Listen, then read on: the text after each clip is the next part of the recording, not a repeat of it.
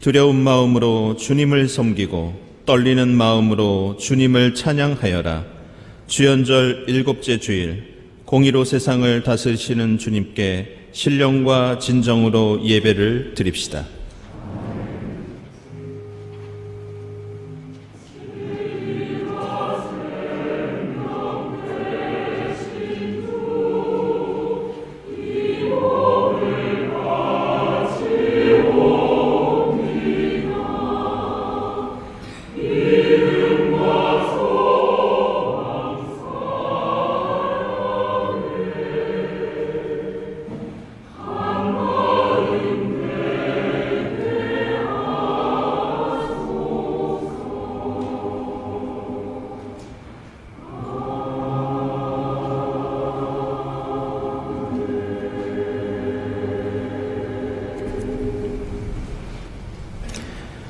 어찌하여 문나라가 술렁거리며 어찌하여 문민족이 헛된 일을 꾸미는가?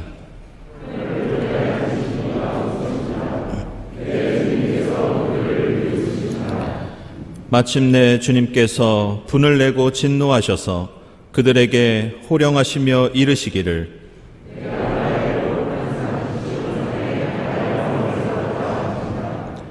나 이제 주님께서 내리신 칙령을 선포한다.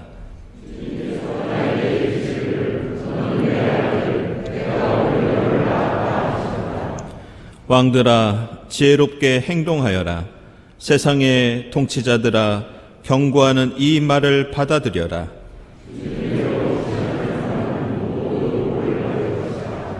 아멘.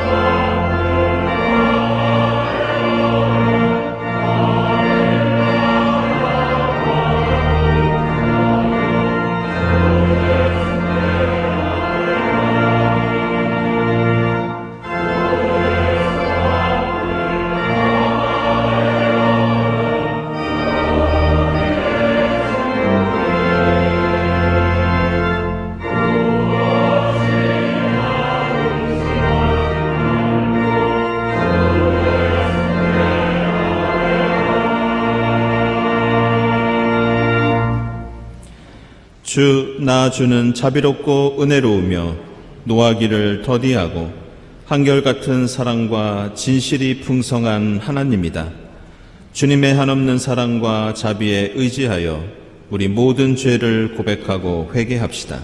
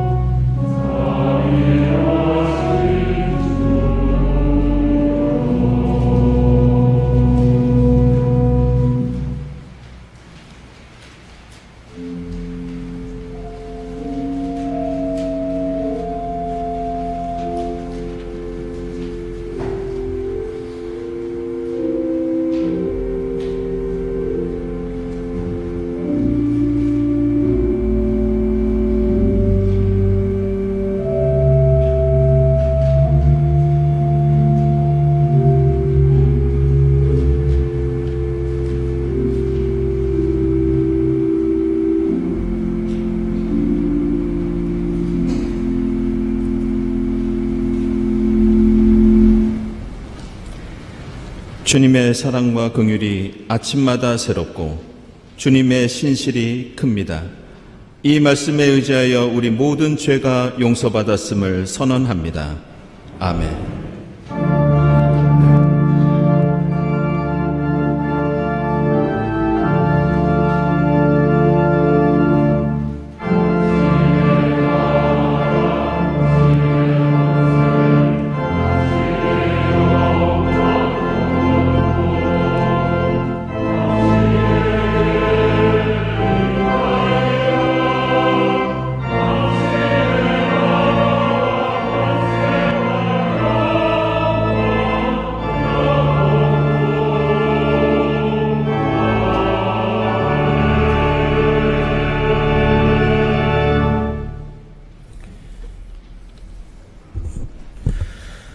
오늘 주신 구약의 말씀은 출애굽기 24장 12절에서 18절까지입니다.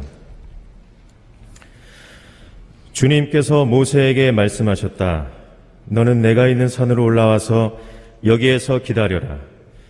그러면 내가 백성을 가르치려고 몸소 돌판에 기록한 율법과 계명을 너에게 주겠다. 모세가 일어나서 자기의 부관 여호수아와 함께 하나님의 산으로 올라갔다. 올라가기에 앞서 모세는 장로들에게 일러두었다.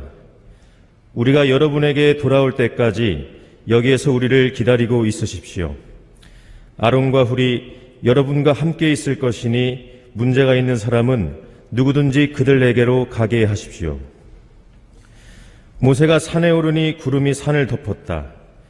주님의 영광이 시내산 위에 머무르고 엿새 동안 구름이 산을 뒤덮었다. 이튿날 주님께서 구름 가운데서 모세를 부르셨다. 이스라엘 자손의 눈에는 주님의 영광이 마치 산꼭대기에서 타오르는 불처럼 보였다. 모세는 구름 가운데를 지나 산 위로 올라가서 밤낮 40일을 그 산에 머물렀다. 아멘.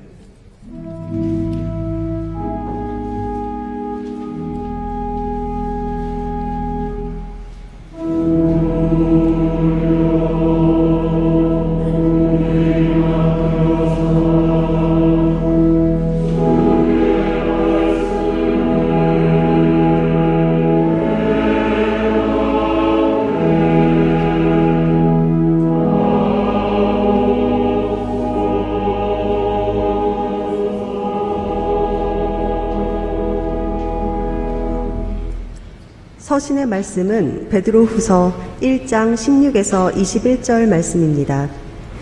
우리가 여러분에게 우리 주 예수 그리스도의 권능과 재림을 알려드린 것은 교묘하게 꾸민 신화를 따라서 한 것이 아닙니다. 우리는 그의 위엄을 눈으로 본 사람들입니다. 더없이 영광스러운 분께서 그에게 말씀하시기를 이는 내 사랑하는 아들이요 내가 좋아하는 아들이다 하실 때에 그는 하나님 아버지께로부터 존귀와 영광을 받았습니다. 우리가 그 거룩한 산에서 그분과 함께 있을 때에 우리는 이 말소리가 하늘로부터 들려오는 것을 들었습니다. 또 우리에게는 더욱 확실한 예언의 말씀이 있습니다. 여러분의 마음속에서 날이 새고 샛별이 떠오를 때까지 여러분은 어둠 속에서 비치는 등불을 대하듯이 이 예언의 말씀에 주의를 기울이는 것이 좋습니다. 여러분이 무엇보다도 먼저 알아야 할 것은 이것입니다. 아무도 성경의 모든 예언을 제멋대로 해석해서는 안 됩니다. 예언은 언제든지 사람의 뜻에서 나온 것이 아니라 사람들이 성령에 이끌려서 하나님께로부터 오는 말씀을 받아서 한 것입니다. 아멘.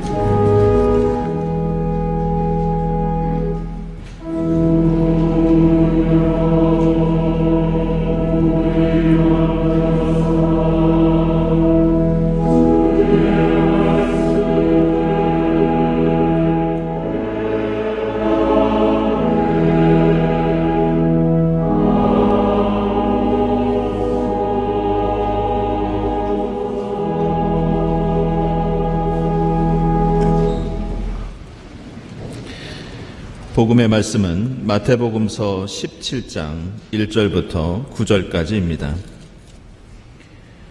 그리고 엿새 뒤에 예수께서는 베드로와 야고보와 그의 동생 요한을 따로 데리고서 높은 산에 올라가셨다. 그런데 그들이 보는 앞에서 그의 모습이 변하였다. 그의 얼굴은 해와 같이 빛나고 옷은 빛과 같이 희게 되었다. 그리고 모세와 엘리야가 그들에게 나타나더니 예수와 더불어 말을 나누었다. 그때 베드로가 예수께 말하였다. 선생님, 우리가 여기에 있는 것이 좋습니다. 원하시면 제가 여기에다가 초막을 셋 지어서 하나에는 선생님을, 하나에는 모세를, 하나에는 엘리야를 모시도록 하겠습니다. 베드로가 아직도 말을 하고 있는데 갑자기 빛나는 구름이 그들을 뒤덮었다. 그리고 구름 속에서 이는 내 사랑하는 아들이다. 나는 그를 좋아한다. 너희는 그의 말을 들어라 하는 소리가 들려왔다. 제자들은 이 말을 듣고서 얼굴을 땅에 대고 엎드렸으며 몹시 두려워하였다. 예수께서 가까이 오셔서 그들에게 손을 대시고 말씀하셨다. 일어나거라, 두려워하지 말아라. 그들이 눈을 들어서 보니 예수밖에는 아무도 없었다. 그들이 산에서 내려올 때 예수께서 그들에게 명하셨다. 인자가 죽은 사람들 가운데서 살아날 때까지는 그 광경을 아무에게도 말하지 말아라. 아멘.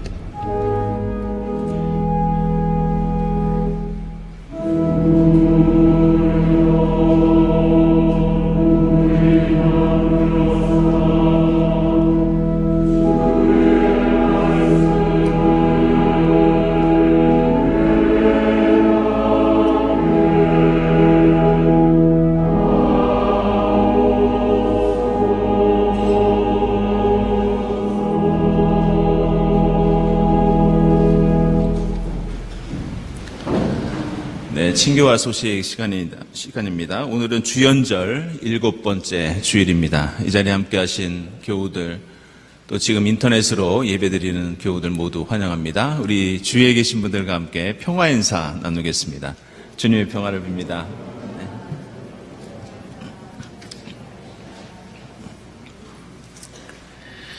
네, 교우 소식입니다. 우리 정주원, 이연희 교우, 이번에 경기도 용인으로 이사하셨습니다.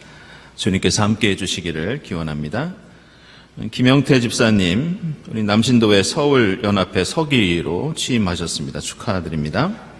그리고 이미경 집사님, 24일부터 3월 8일까지 영등포구 도림동에서 초대 개인전을 가지십니다. 축하드립니다. 네, 화요기도회 계속되고요. 오늘 일부 예배 후에는 드보라 1소의 원래가 당회실에서 있고 또 마리아 2소의 원래가 여신도실에서 있겠습니다. 그리고 오늘 마리아 일소의 신년 원례에도 있겠습니다. 그리고 화해평화위원회 모임 1시 30분에 당회실에서 있겠습니다. 그리고 오늘 2부 예배 후에는 본당에서 2022년도 결산을 위한 결산제직회와 공동회의가 있겠습니다. 그리고 경동 마라톤 모임 20일에 있고요. 또 생태환경위원회는 21일에 온라인 줌으로 모이도록 하겠습니다. 회보위원회 25일 12시 여신도실에서 모임 있고 작년에 원래회 새해맞이 차담회로 다음 주 일부 예배 후에 모이도록 하겠습니다.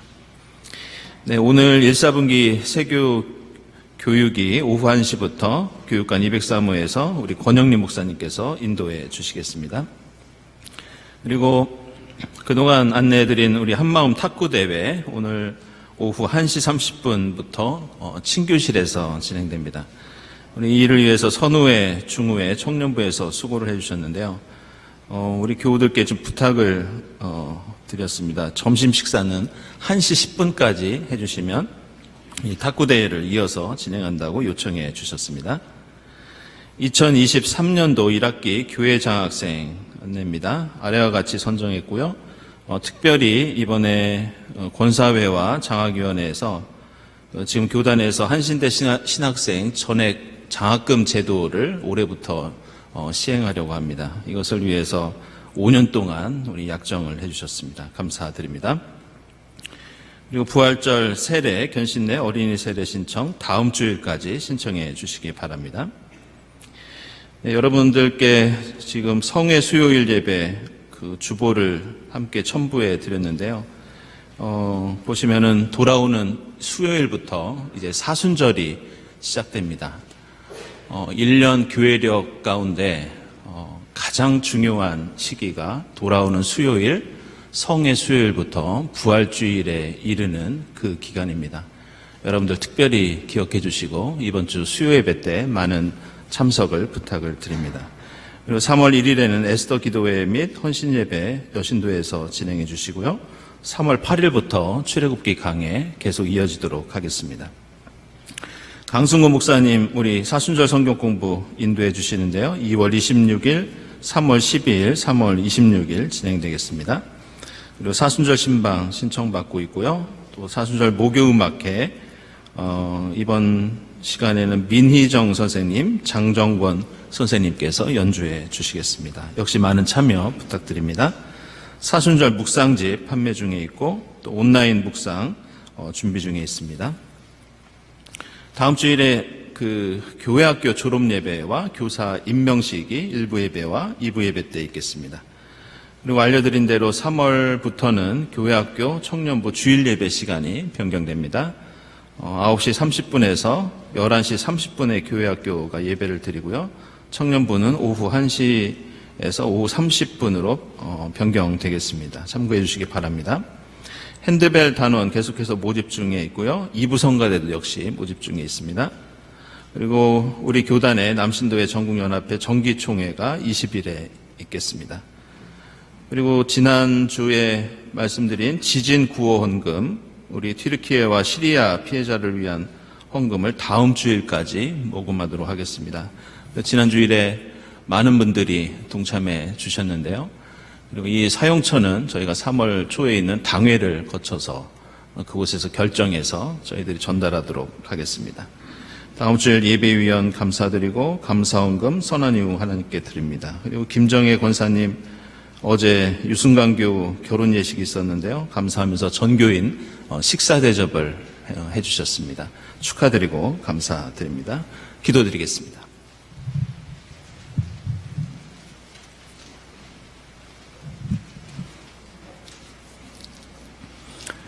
사랑과 은혜가 풍성하신 하나님, 만물이 소생하는 봄의 길목에서 주현절 7째 주일을 맞아 저희들을 주님의 귀한 전으로 불러 예배드리게 하심을 감사합니다. 죄와 유혹이 가득한 세상에서 사망 가운데 거할 수밖에 없는 저희들을 특별히 택하여 주의 자녀 삼아주시고 영원한 구원을 허락하신 사랑에 감사합니다. 이 시간 주님께서 이 자리에 임재하셔서 저희들의 찬양과 예배를 기쁘게 받아주시고 주님 홀로 영광 받으시옵소서. 전능하신 주님, 한겨울의 삭풍과 한파를 뒤로 하고 부드럽고 향기롭게 부는 바람을 느끼며 어느덧 봄이 가까이 와 있음을 깨닫습니다. 천지 만물의 질서를 주관하시며 철따라 어김없이 아름다운 계절을 허락하시는 주님의 오묘한 섭리와 능력에 경외와 감사를 드립니다. 하지만 이 세상 곳곳에서 대지진과 폭설, 강추위와 홍수 등 자연재해로 수많은 사람들이 생명을 잃고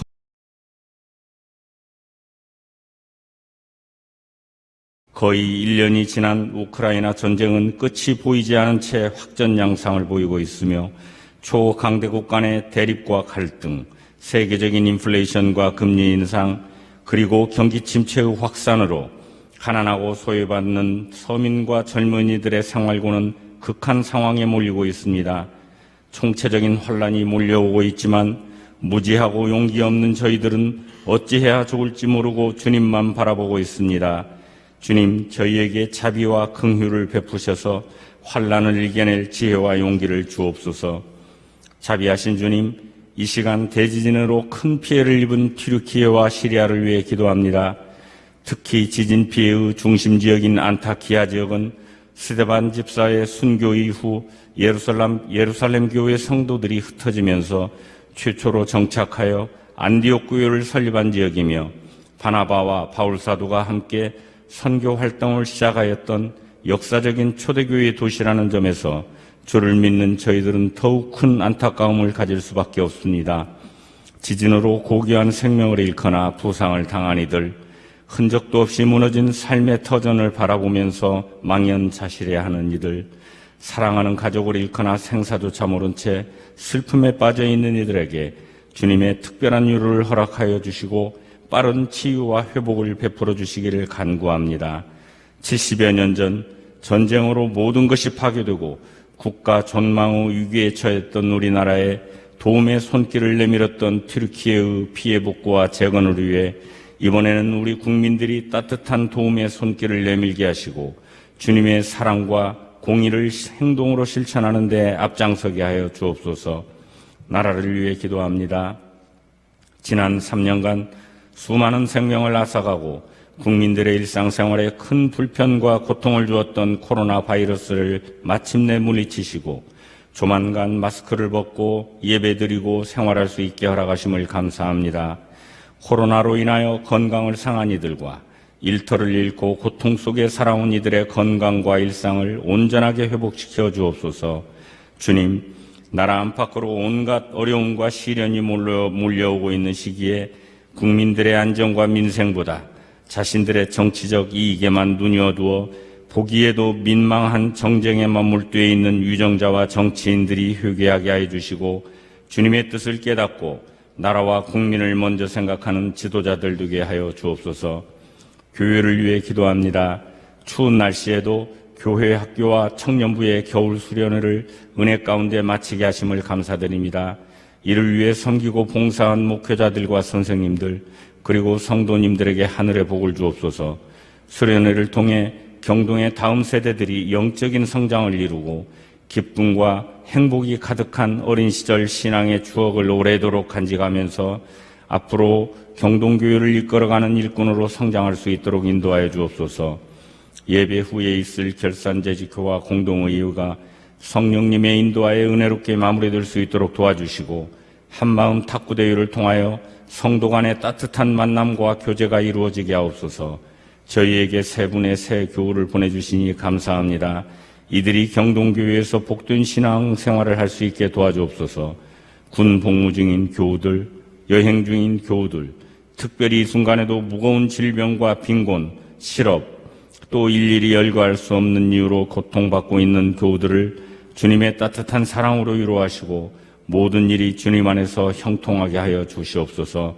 이번 주 수요일 사순절이 시작됩니다. 인간의 모든 죄를 대속하기 위해 십자가에 달리신 예수님의 순환과 사랑을 묵상하면서 저희의 죄를 참여하고 항상 낮은 곳에서 겸손한 마음으로 주님을 따르는 제자의 길을 걷기를 결단하는 귀한 시간 되게 하여 주옵소서. 오늘 이명선 목사님을 통해 전해지는 말씀으로 예배에 참석한 저희 모두 은혜 받게 하시고 성가대의 찬양을 기뻐 받아주시며 예배를 돕기 위해 곳곳에서 헌신하는 분들을 기억하여 주시옵소서. 이 모든 간구 우리 구주 예수 그리스도의 이름으로 기도 올리옵니다. 아멘.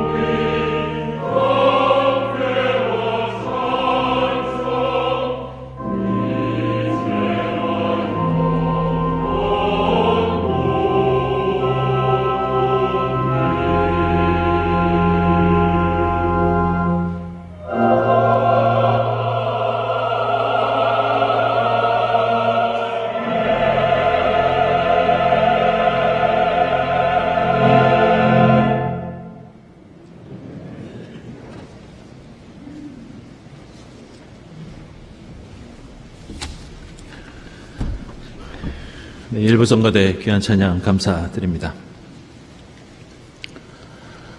사람은 누구나 행복해지기를 바라고 또 성공하는 삶을 살고 싶어 합니다.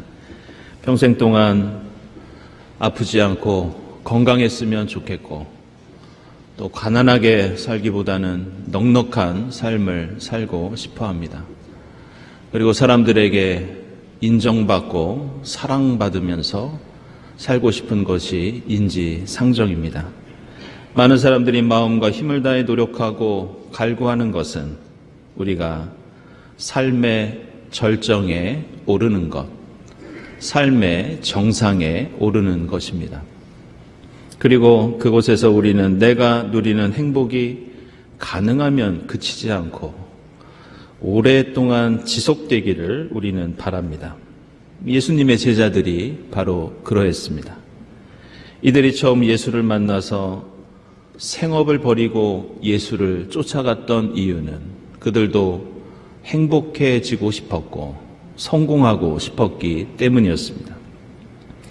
놀라운 기적을 행하는 예수, 생각하지 못했던 지혜로운 말씀을 가르쳐 주었던 예수, 무엇보다 예수는 하나님의 아들이었습니다. 이런 예수는 제자들에게 갈릴리 하층민의 삶에서 벗어나 예루살렘 대도시에서 떵떵거리면서 살게 해줄 수 있는 그런 존재로 여겨졌습니다. 그래서 복음서는 그 어떤 사건들보다 오늘 우리가 읽은 이 마태복음서의 변화산 사건을 중요하게 기록하고 있고 또 제자들도 이때 이 경험을 가장 중요한 경험으로 기억하고 있었습니다. 오늘 말씀 보면 예수께서 제자들을 데리고 높은 산에 올라가십니다. 그리고 그들 앞에서 예수의 모습이 달라집니다. 예수의 얼굴과 옷이 빛 가운데 희게 변했다고 나옵니다. 그리고 갑자기 모세와 엘리야가 나타나서 예수와 대화를 나눕니다. 그때 베드로가 흥분하면서 예수님께 말씀드립니다. 주님, 여기에 있는 것이 좋겠습니다. 여기에 계속해서 머무르고 싶습니다. 여기에다가 예수님을 위해서, 모세를 위해서, 엘리야를 위해서 초막을 짓겠습니다. 베드로는 자신이 그동안 갈구하던 성공, 삶의 정상에 올랐다고 생각했을 때 아마도 그곳에 계속해서 머무르고 싶었을 겁니다. 오늘 마태복음서 17장 바로 앞에 나오는 16장을 보면 예수께서 베드로에게 이런 질문을 하십니다. 너는 나를 누구라고 생각하느냐? 그때 베드로는 이렇게 대답합니다. 선생님은 살아계신 하나님의 아들 그리스도십니다. 그때 예수께서는 너는 참 복이 있다. 내가 너에게 하늘나라의 열쇠를 맡긴다. 내가 무엇이든지 땅에서 매면 하늘에서도 매일 것이요 땅에서도 풀면 하늘에서도 풀릴 것이다. 베드로는 이것을 대단한 축복의 선언이라고 생각했을 겁니다. 이런 약속을 받은 베드로는 오늘 변화산에서 빛나는 구름을 뚫고 들리는 한 음성에 주목할 수밖에 없었습니다. 그것은 이는 내 사랑하는 아들이다. 나는 그를 좋아한다. 너희는 그의 말을 들어라. 자신이 얼마 전에 그리스도라고 고백했던 그 예수가 다시 한번 하나님의 그리스도, 하나님의 메시아로 확증받는 그런 음성이었습니다. 아마도 그 순간 베드로는 자기가 예수를 메시아라고 생각했던 그 생각에 확신을 갖게 되었고 다른 한편으로 자신에게 약속해 주신 하늘나라의 열쇠, 성공과 축복에 대해서도 확신을 갖게 되었을 것이 분명합니다. 그런데 예수께서는 변화산 위에서 영광과 빛 가운데 변모를 하셨는데 그것이 끝이 아니었습니다. 베드로와 제자들이 예상하지 못했던 두 번째 변모 사건이 일어나는데 그것은 빛 가운데서 행복한 삶, 영광의 삶을 살 수 있게 되었다고 생각한 베드로에게는 예상하지 못했던 실망스러운 두 번째 변모였습니다. 그것은 십자가 고난과 죽음이라는 빛이 아니라 다시 어둠으로 가는 변모였고 행복이 아니라 고통, 성공이 아니라 실패로 보이는 그런 변모였습니다. 그리고 이어지는 마태복음서의 말씀은 예수의 두 번째 변모가 산 밑으로 내려온 예수의 삶이 어떤 것이었는지, 예수는 왜 그 산 위에서 빛을 입었고 왜 그곳에서 하나님의 영광을 얻었는지 우리에게 알려주고 있습니다. 오늘 본문 뒤에서 마태복음서는 예수가 그 받은 영광과 빛이 그 영광이 목적이 아니라 십자가 죽음이 목적이었다는 것을 알려주고 있습니다. 오늘 본문 뒤에 나오는 12절에서 예수는 자신이 고난을 받을 것이라고 예고하십니다. 14절에서는 간질병으로 고생하는 아이를 고치시고 22절에서는 또다시 제자들에게 본인은 십자가에 못 박혀 죽게 될 것이라고 알려주고 계십니다. 18장에서는 하늘나라에서 가장 큰 사람이 어린아이 같은 사람이라고 말씀해 주십니다. 19장에서는 부자 젊은이를 향해서 영생을 얻으려면 가진 것을 모두 가난한 사람들에게 나눠주고 나를 따르라고 말씀해 주십니다. 20장에서는 다시 한번 십자가 죽음을 예고하시고 20장 26절 이하에서는 예수의 오른쪽과 왼쪽에 앉아 명성과 권력을 누리고 싶어하는 야고보와 요한을 향해 이렇게 말씀하십니다. 위대하게 되고자 하는 사람은 섬기는 사람이 되어야 하고 으뜸이 되고자 하는 사람은 종이 되어야 한다. 인자는 섬김을 받으러 온 것이 아니라 섬기러 왔으며 많은 사람들을 위해서 자기 목숨을 내어주러 왔다. 그리고 21장에서는 예수께서 드디어 예루살렘에 입성하셔서 다시 한번 오늘 17장에서 올라갔던 것처럼 높은 산에 오르시는데 한 번은 피눈물을 흘리며 십자가 죽음을 받아들이기 위해서 겟셋마네 동산에 오르시고 또 한 번은 십자가에서 죽으시기 위해서 골고다 언덕에 오르십니다. 이처럼 오늘 예수의 영광스러운 변모는 그리고 그 영광스러운 변모를 겪고 나서 일어나는 계속된 사건들은 베드로와 제자들이 생각하는 것과는 전혀 다른 것이었습니다. 그것은 행복과 성공이 아니었고 삶의 정상에 오래도록 머무는 것도 아니었습니다. 그 영광과 빛은 겉으로 보기에는 높은 것 같았지만 낮아지는 것이었고 으뜸인 것 같았지만 종이 되는 것이었고 위대한 자가 되는 것 같았지만 섬기는 자가 되는 것, 한마디로 십자가였습니다. 이것은 오늘 변화산에 나타난 그 위대한 인물 모세와 엘리야도 마찬가지였습니다. 이 모세와 엘리야는 성경에 나오는 그 어떤 인물들보다 빛을 많이 받고 큰 영광을 받은 사람들이었습니다. 오늘 출애굽기에 나오는 것처럼 모세는 여러 번 신의 산에 올라가서 빛 가운데에서 하나님을 만나고 그의 얼굴과 옷도 빛 가운데 광채가 나는 그런 체험을 합니다. 불기둥, 구름기둥의 인도를 받는 출애굽의 지도자였습니다. 엘리야는 갈멜산에서 화염과 빛으로 임하시는 하나님의 권능으로 바알신의 숭배자를 물리쳤던 빛과 영광의 예언자였습니다. 엘리야는 한 인간으로 불병거와 불말을 타고 빛 가운데 하늘로 승천한 전무후무한 신앙의 위대한 인물이었습니다. 그런데 빛과 영광의 모세와 엘리야가 이 땅에서 어떻게 살아갔는지 살펴보면 우리는 이 영광과 이 빛이 무엇을 의미하고 있는지 깨달을 수 있습니다.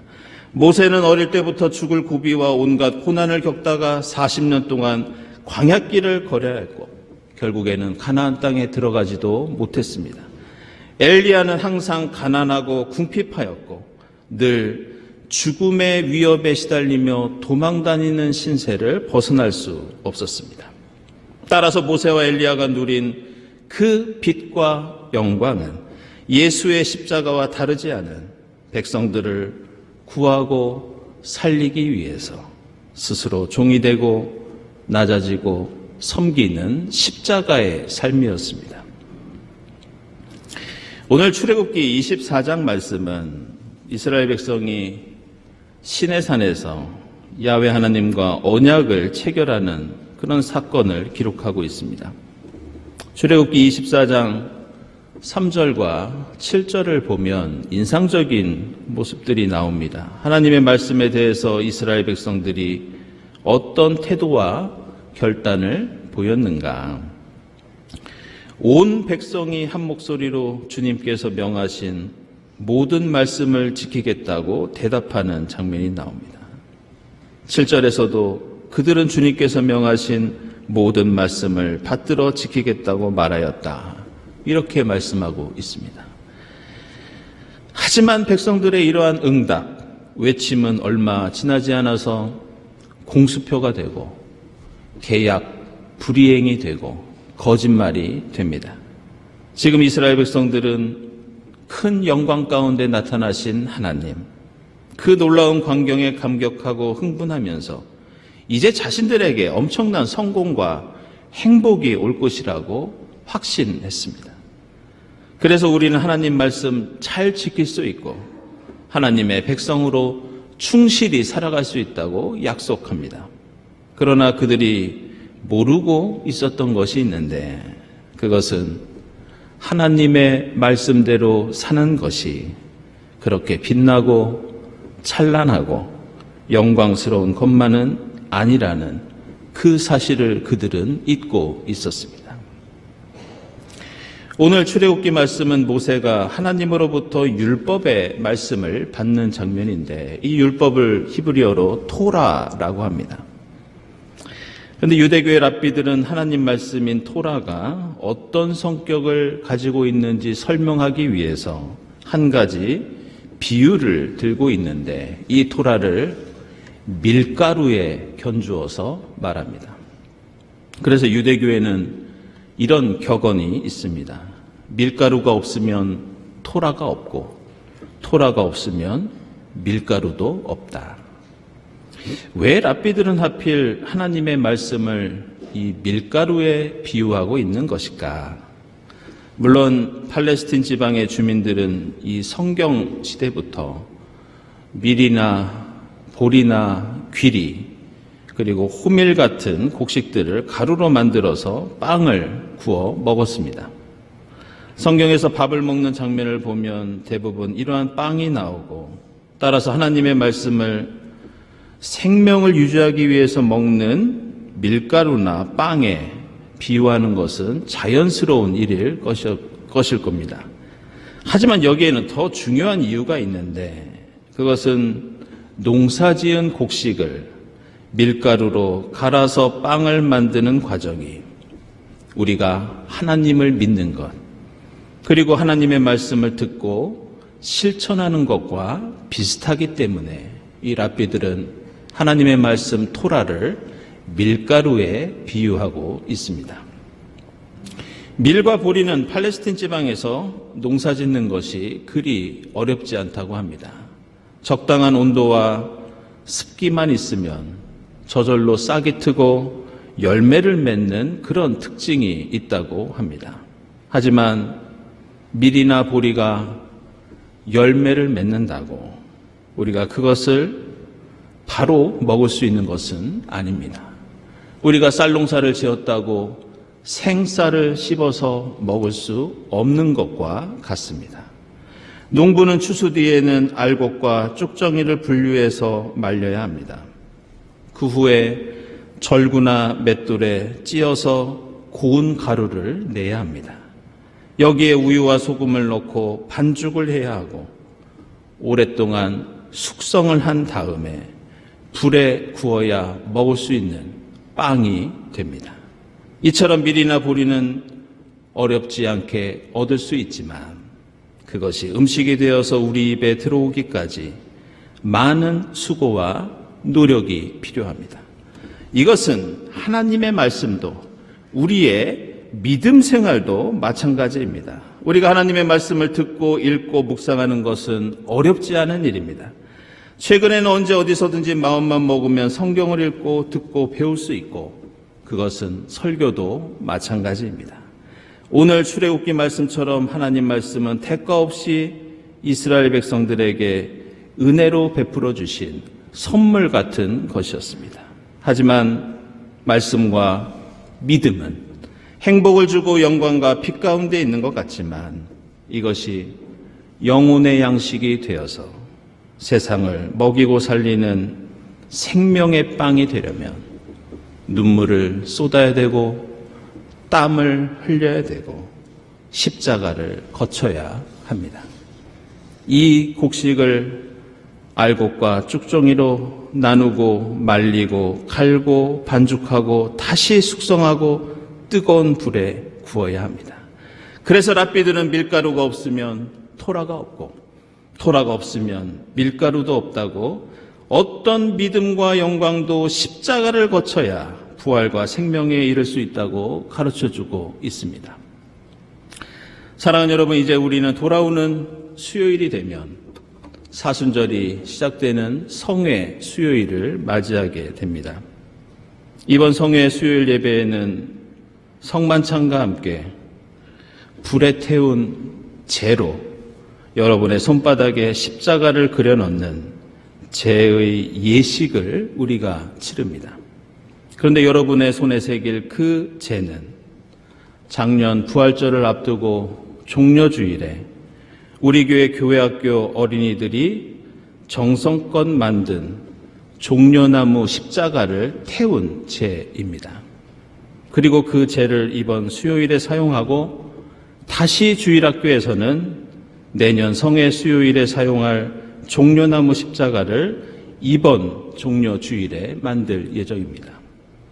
왜 종려나무 가지를 우리의 죄를 참회하고 십자가 고난에 동참하는 성회 수요일에 태워서 사용하는 것일까?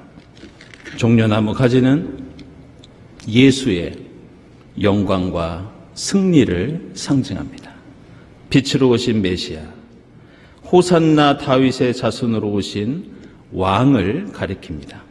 우리는 그 영광과 승리와 행복과 성공을 성회 수요일에 태우고 재로 만들고 가루로 만들어서 우리 손바닥에 십자가로 새깁니다.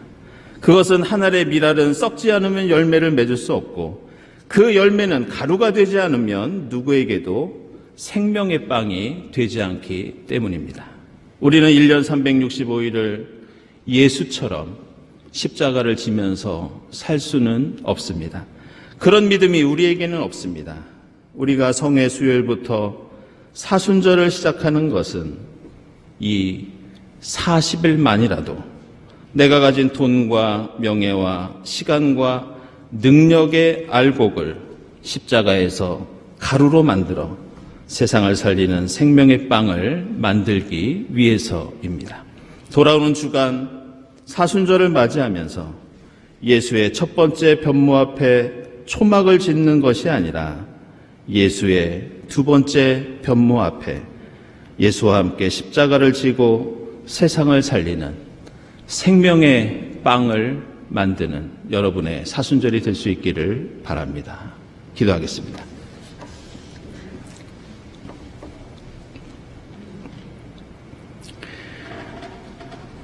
하나님, 저희를 하나님의 영광으로 가득한 하나님의 산으로 인도해 주시고 말씀과 빛을 내려주시니 감사합니다.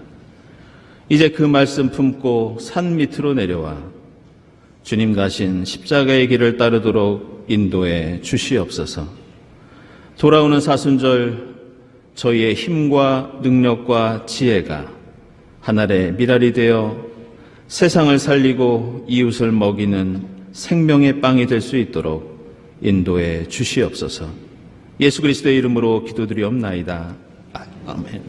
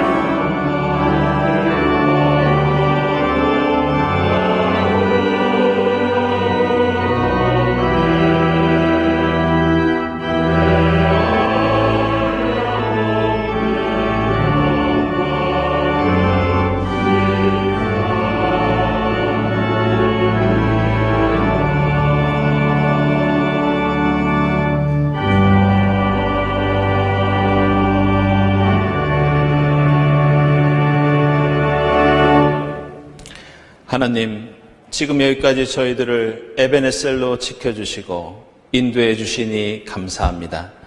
주님 은혜에 감사하면서 정성껏 예물을 드리오니 기쁘게 받아 주시옵소서.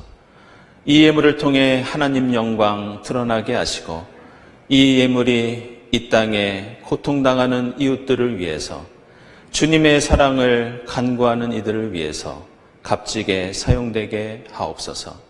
예물을 바치는 손길들을 기억해 주시고 하나님의 합당하신 방식대로 복을 내려 주시옵소서. 예수 그리스도의 이름으로 기도드리옵나이다. 아멘.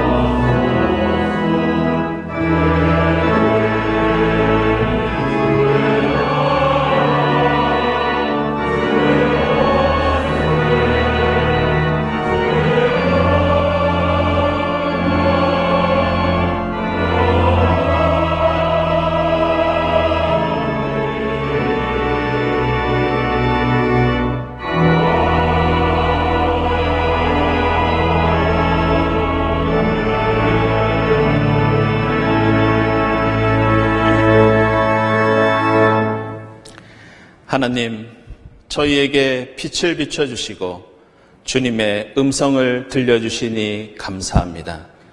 하나님의 말씀과 뜻을 저희의 마음에 품고 산 밑으로 내려가 주님 가신 십자가의 길을 따를 수 있도록 인도해 주시옵소서. 저희에게 베풀어 주신 축복의 알곡들이 돌아오는 사순절에 낮아지고 부서지고 가루가 되어 세상을 살리는 생명의 빵이 될 수 있도록 인도해 주시옵소서. 이 모든 감사와 간구 위에 성부와 성자와 성령 삼위일체 되신 하나님의 은총이 지금부터 영원까지 함께하옵시기를 간절히 축원하옵나이다. 아멘.